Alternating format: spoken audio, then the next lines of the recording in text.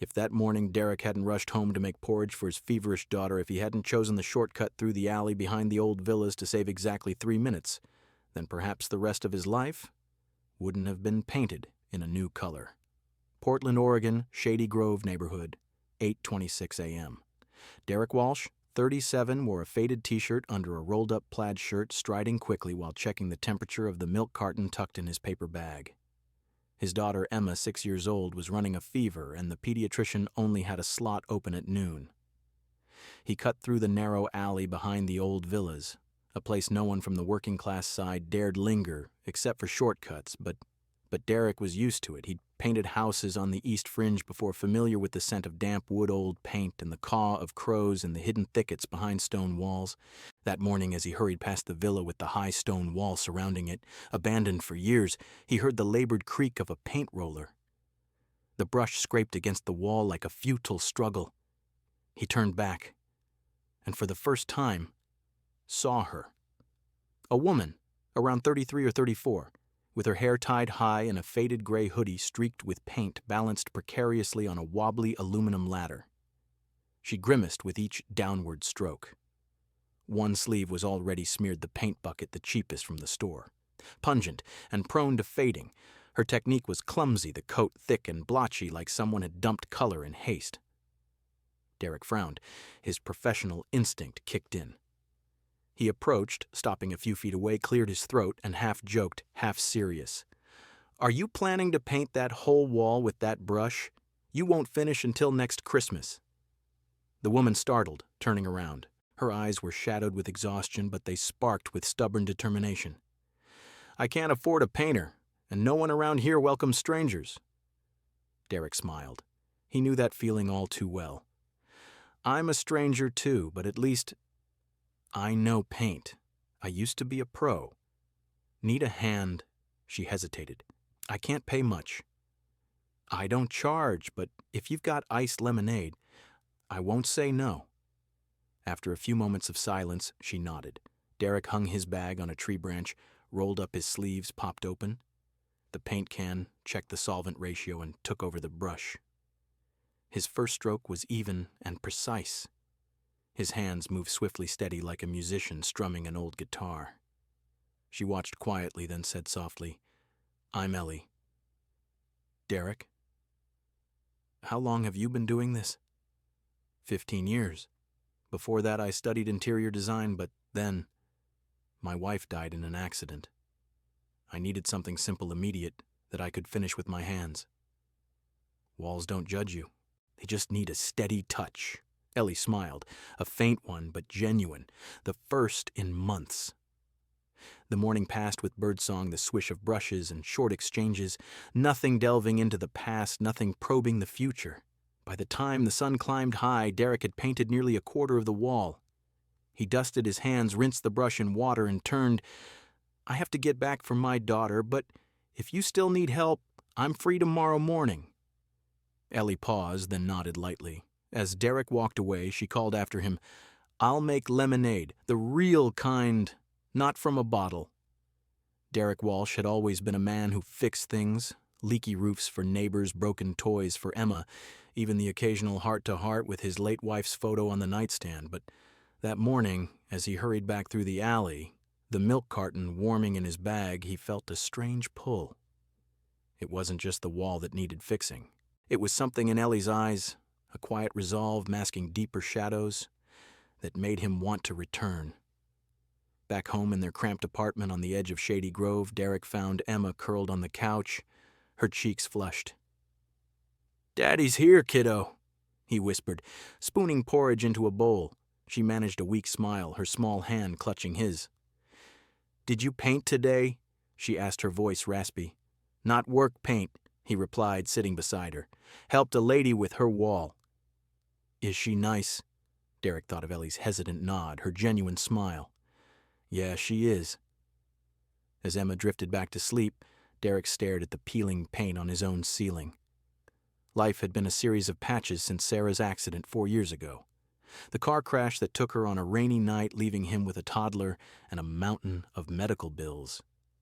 He dropped out of design school, dreams picked up the paintbrush full time.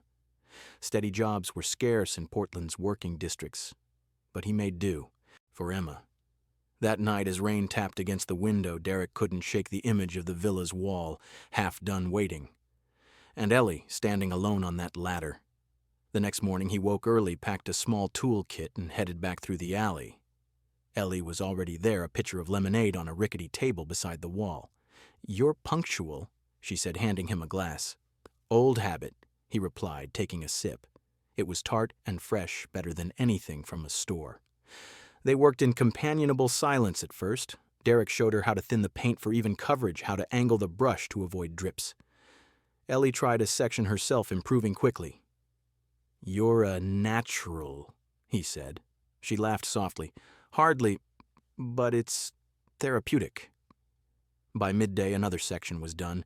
As they cleaned up, Ellie glanced at the villa behind the wall, overgrown garden, faded shutters. "This place was my grandmother's," she said quietly. "The only thing I have left that's truly mine." Derek nodded, not pressing. "Homes like that hold stories." "Yeah," she murmured. "Some I'd rather repaint." He left with a promise to return the day after the wall, now a third complete. Each stroke felt like progress, not just for the stone, but for something intangible between them. On the third morning, clouds gathered, threatening rain. Derek arrived to find Ellie struggling with a stubborn patch of old flaking paint. He scraped it clean. Then they painted side by side. Conversation flowed easier now. Derek shared funny stories of botched jobs, like the time he painted a client's ceiling the wrong shade of blue. Ellie talked about her love for art, how she'd doodle as a kid, but life got in the way. When a light drizzle started, they paused under the eaves. "Thanks for this," Ellie said. "I didn't expect company." "Neither did I," Derek admitted. "But it's nice." As he packed up, she hesitated. "Derek, why help a stranger?" He shrugged. "'Cause sometimes a fresh coat changes everything." Walking home, Derek felt lighter. Emma's fever had broken overnight, and for the first time in years he looked forward to tomorrow, not just for his daughter, but for the wall and the woman behind it. 3 mornings later, Derek found himself back at the villa's wall toolkit in hand, arriving precisely at 8. The air was crisp, carrying the faint scent of dew on overgrown grass.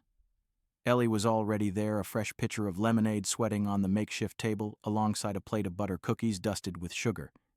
She nodded in greeting her posture, a little less guarded than before. "Morning," Derek said, setting down his tools. He noticed she'd attempted a small section on her own, better than her first try, but still uneven in spots. "You've been practicing." Ellie shrugged, a small smile tugging at her lips. "Couldn't sleep last night, figured why not." They fell into a rhythm quickly. Derek handled the higher reaches with the ladder, while Ellie worked the lower parts, her strokes growing more confident under his occasional guidance. "Keep the wrist loose," he advised, demonstrating.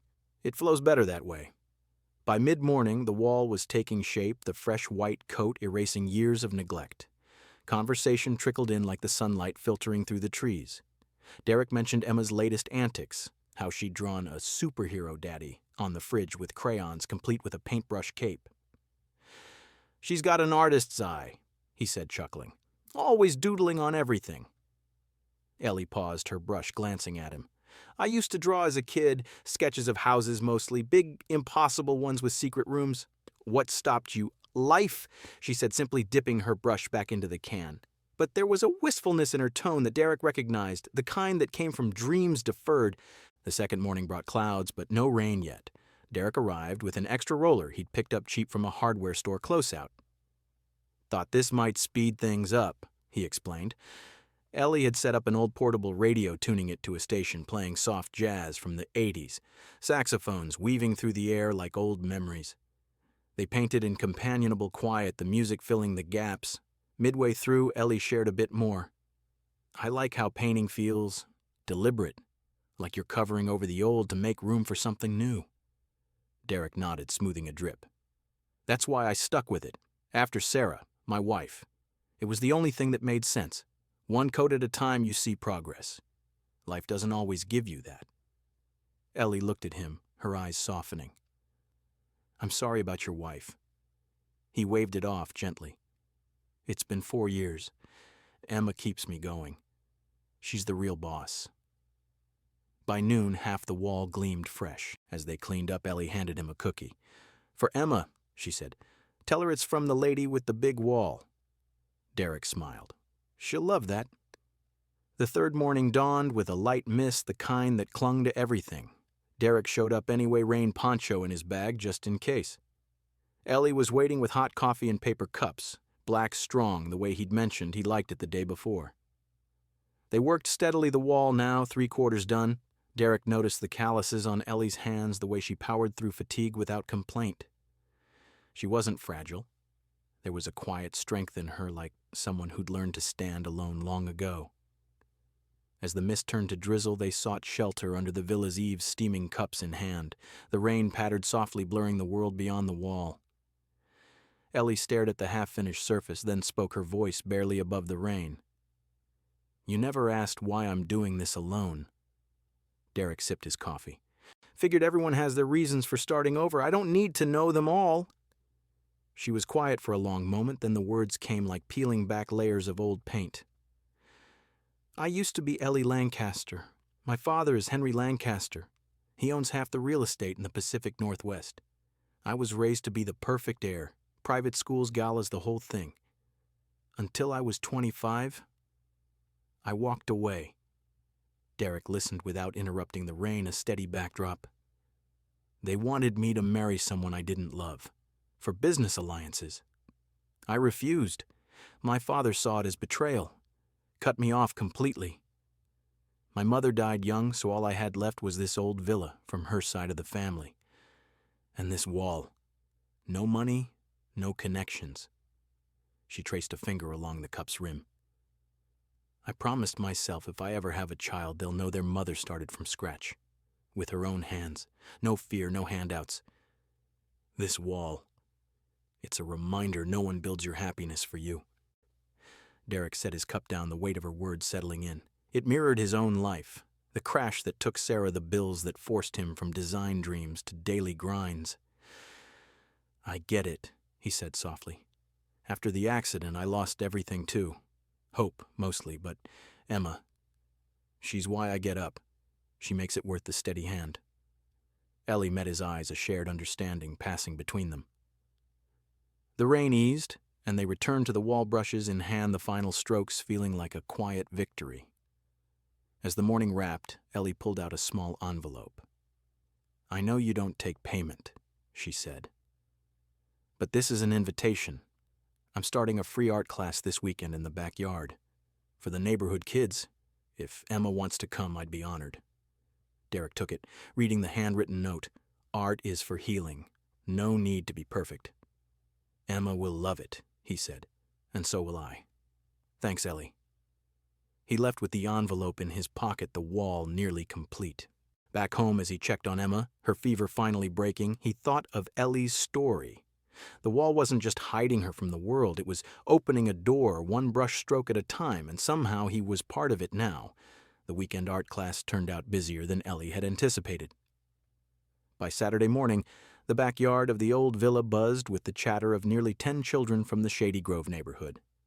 They arrived in mismatched clothes, some with sneakers full of holes, others in hand-me-down shirts too big for their small frames, but their eyes lit up at the sight of the easels Ellie had scavenged from garage sales. Blank canvases leaned against the freshly painted wall jars of brushes and pallets of cheap watercolors set out on folding tables. Derek arrived with Emma in tow, her hand clutching his tightly. The girl's fever had fully subsided, leaving her with a burst of energy that made her skip across the grass. This is it, Emma asked wide-eyed, staring at the setup. Yep, Derek said, ruffling her hair. Go on, kiddo. Have fun. Emma darted toward the group, quickly claiming a spot next to a boy with freckles who was already dipping his brush into red paint. Ellie knelt to her level, handing her a smock. Ready to make some magic, Emma? The girl nodded vigorously, her ponytail bouncing. Can I paint a house with a big wall like yours? Ellie laughed. Absolutely, whatever you want. Derek hung back on the stone steps, arms crossed, watching the scene unfold. The wall loomed behind them, now fully coated in crisp white. A blank canvas itself transformed from the crumbling barrier it had been just days ago. He felt a quiet pride in the work, but more so in the way Ellie moved among the kids, patient and encouraging. She corrected a stroke here, praised a color choice. There her voice soft but firm. As the morning wore on, laughter filled the air. Paint splattered on grass and faces turning the backyard into a whirlwind of color. Emma's painting took shape, a lopsided house with a towering wall-stick figure standing beside it. She beamed when Ellie complimented it. "It's like our wall," Emma said proudly. Derek's chest tightened. He hadn't expected this. The ease with which Emma warmed to Ellie the way the woman's presence seemed to fill a void he hadn't acknowledged. As he sat there sipping lemonade from a plastic cup, Emma ran over paint on her cheeks. "Daddy, look!" She thrust her wet canvas at him. "That's you and me. And Miss Ellie." He examined it, swallowing hard. The figures held hand smiles drawn in wobbly lines. "It's perfect, sweetie." Glancing up, he caught Ellie's eye across the yard. She smiled back, a warmth in it that made him look away quickly. "Daddy," Emma whispered, leaning in conspiratorially. "Miss Ellie is nice. She kinda reminds me of Mommy." The words hit like a punch. Derek froze his throat tight. He hadn't compared anyone to Sarah since her death, the memories too raw, too sacred. But hearing it from Emma, innocent and unfiltered, stirred something deep. "Yeah," he managed, voice rough. "That's good." Before he could process it further, the sound of an engine rumbled from the street. A sleek black SUV pulled up to the curb, its tinted windows reflecting the morning sun. The kids paused their painting, curious murmurs rippling through the group. 3 men in dark suits emerged first, broad-shouldered with earpieces that screamed security. Then a woman stepped out, mid-50s, impeccably dressed in a tailored blazer and pearls, her expression sharp as a blade. She scanned the backyard with undisguised disdain, her heels clicking on the pavement as she approached the gate. Ellie straightened her face, paling. The brush slipped from her hand, clattering to the ground. "No," she whispered, barely audible. Derek stood instinctively, moving toward her. "Ellie, who is that?" The woman pushed through the gate without invitation, her entourage flanking her. The children fell silent, sensing the shift in the air. "Ellie Lancaster," the woman said, her voice clipped and authoritative, loud enough to carry over the yard. "Finally, we've tracked you down." Ellie's hands trembled as she wiped paint from her palms. "Margaret, what are you doing here?" Margaret Lancaster. Ellie's stepmother, Derek realized with the sinking feeling, folded her arms, her eyes narrowing. "What am I doing here saving the family name, that's what. You've been playing house in this slum long enough. The board is restless. The media is starting to ask questions about the missing heir. You need to come back." "I'm not coming back," Ellie said, her voice steady but edged with fear. "I told you that years ago." Margaret's laugh was cold, echoing off the wall. "Oh, darling, you don't have a choice, not anymore. The shareholders are pressuring your father. If you don't return, we'll have to explain your absence properly. So the full story, how you abandoned your duties, turned your back on the family, lived recklessly. The headlines will destroy you. And whatever little life you've scraped together here." Derek stepped forward, positioning himself between them. His heart pounded, but his voice was calm. "Excuse me, this is private property. If you have business, maybe take it elsewhere. There are kids here." Margaret's gaze flicked to him, appraising and dismissive. "And who are you?" "The hired help." She glanced at his paint-streaked clothes, smirking. "A painter? How fitting. Ellie always did have a taste for the common." "He's a friend," Ellie interjected, her chin lifting defiantly. "And he's right. Leave." Margaret ignored her, signaling to one of the men. He handed her a tablet, which she thrust toward Ellie. On the screen, a draft press release glowed, "Lancaster heir disappears amid family scandal." "This goes out tomorrow if you don't comply," Margaret said. "Think about it. Your precious independence gone, and him." She nodded at Derek. "We'll make sure his little world crumbles too." The security men loomed closer, but Derek didn't budge. "You heard her. Time to go." Margaret's eyes flashed with irritation, but she turned on her heel. "You have 24 hours, Ellie. Don't make this uglier than it needs to be." The SUV door slammed and they sped away, leaving a heavy silence in their wake. The kids whispered among themselves, the joy of the morning shattered. Ellie knelt to reassure them, her hands shaking. Derek helped pack up, his mind racing. As the last child left, Emma tugged his sleeve. "Daddy, who was that mean lady?" "Just someone from Miss Ellie's past," he said, forcing a smile. But inside, anger simmered. At Margaret, at the unfairness of it all. That evening, the fallout began.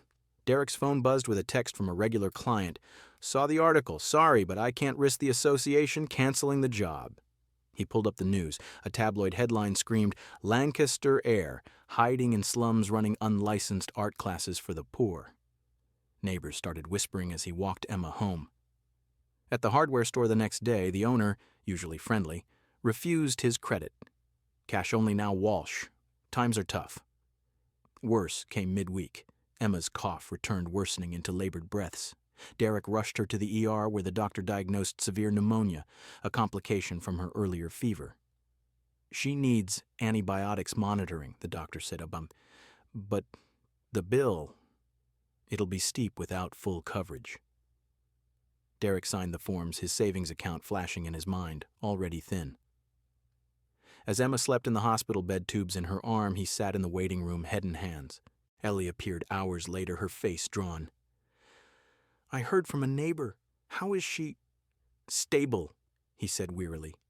"But the costs, they're mounting." Ellie's eyes filled with tears. "This is my fault. My family. They ruin everything they touch. I brought this on you." Derek looked up, exhaustion etching his features. "No, you didn't. But Ellie, what are you going to do?" She sank into the chair beside him, voice breaking. "I don't know. If I go back, I lose everything I've built here. If I stay, they won't stop." The fluorescent lights hummed overhead, the weight of the world pressing down. Derek reached for her hand, a simple gesture, born of shared struggle. "We'll figure it out," he said. But deep down, he wondered if the wall they'd painted together could withstand the storm about to break. Derek sat in the sterile glow of the hospital waiting room, Ellie's hand still in his, her fingers cold and trembling. The clock on the wall ticked past midnight each second, amplifying the weight of Margaret's threats. Emma's room was just down the hall, her small form hooked to monitors that beeped steadily. A fragile reassurance that she was stable, but the bills were already piling up in Derek's mind. Antibiotics overnight, stay specialists. It all added up to numbers he couldn't afford. "This is my fault," Ellie whispered again, her voice cracking. She pulled her hand away, wrapping her arms around herself. "I should have known they'd find me eventually. I brought this chaos into your life, Derek, into Emma's." He turned to her, his eyes steady despite the exhaustion etched into his face. "Stop that. You didn't bring anything but good. That wall. The art class Emma hasn't smiled like that in months, and me? I've been painting alone for too long. But the articles, the whispers, they're ruining you, your jobs, your reputation. And now, Emma..." Her words dissolved into quiet sobs.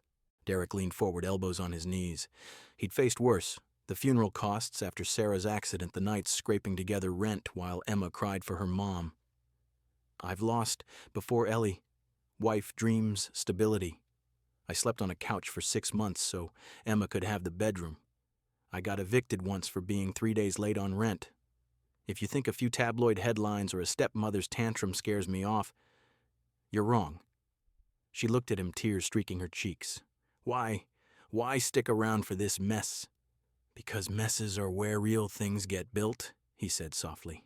"And because you're worth it. You and that stubborn wall of yours."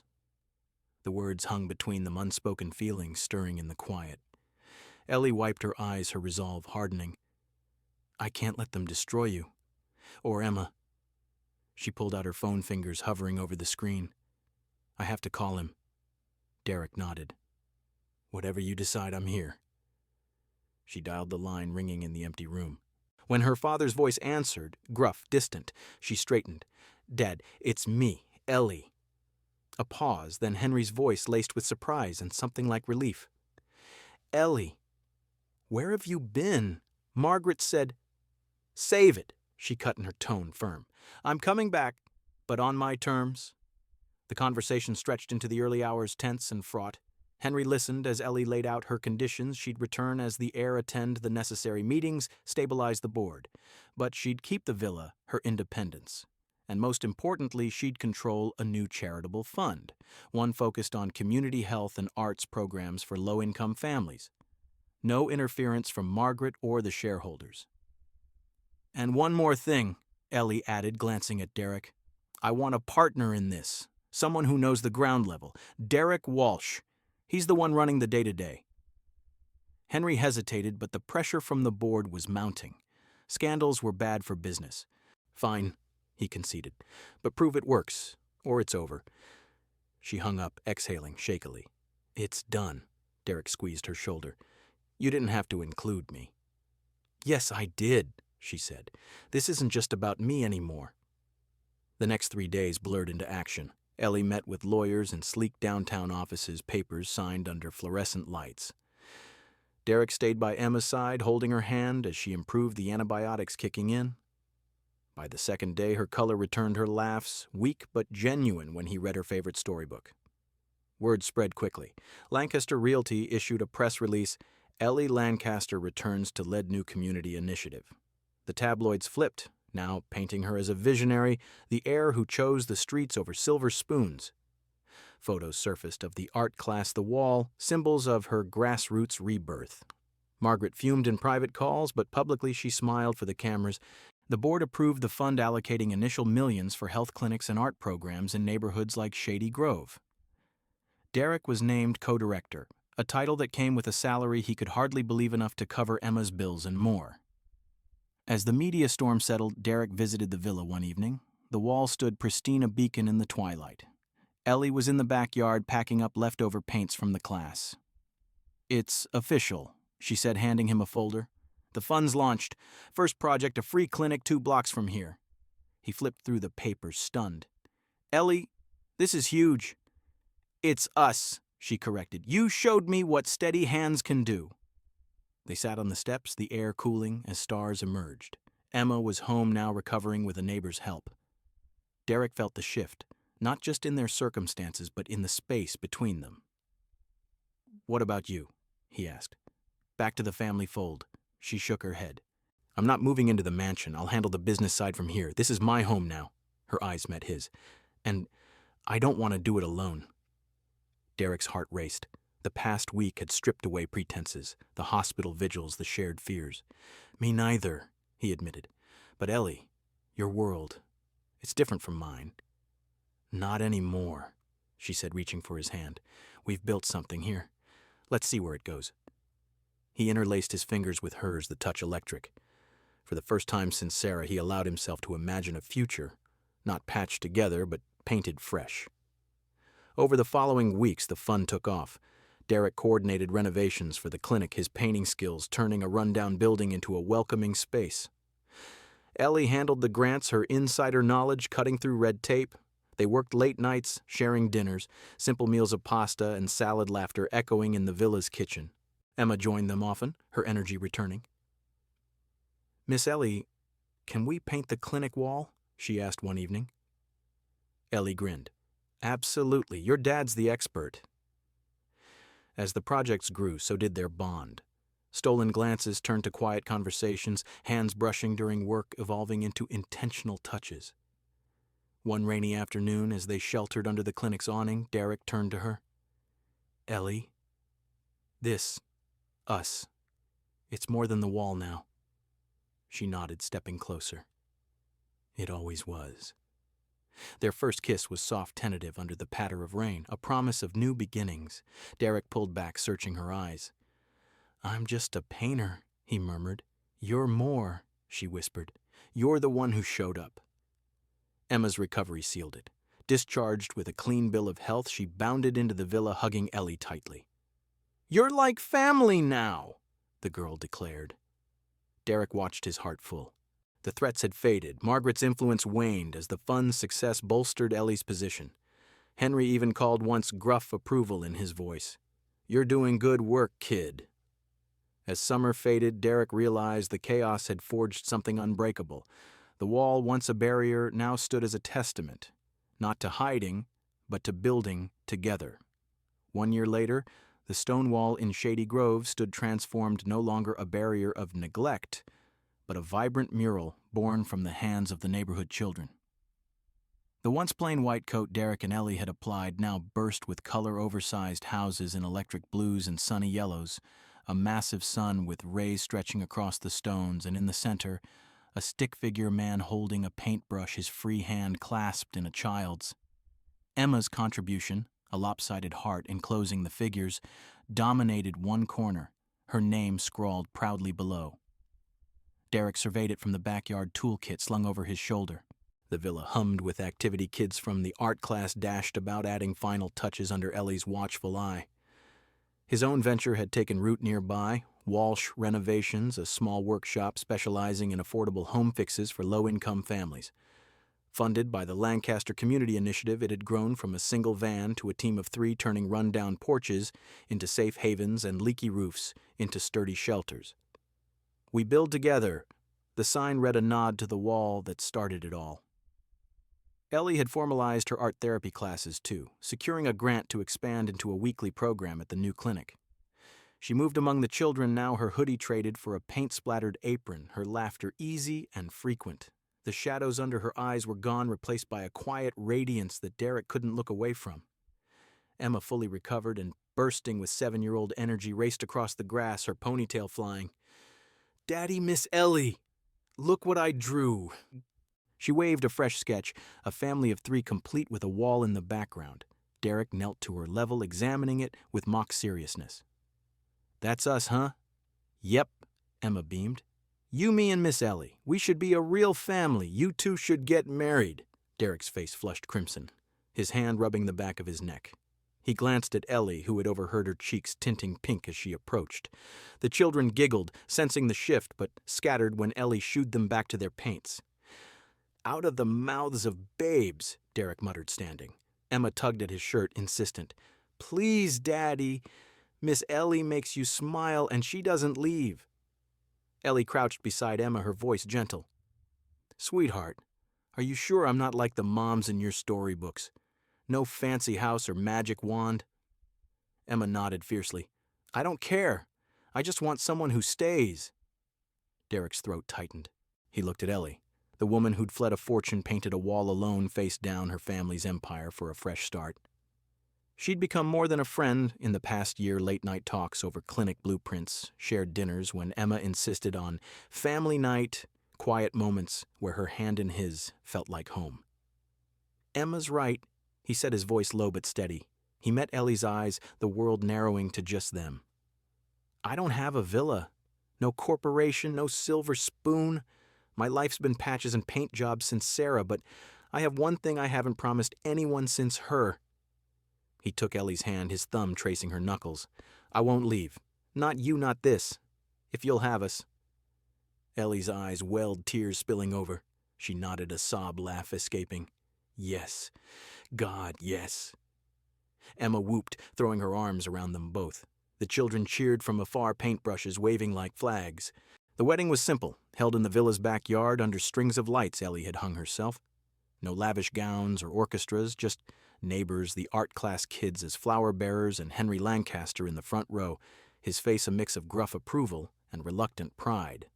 Margaret was absent, her influence diminished by the fun's success and Ellie's unyielding terms.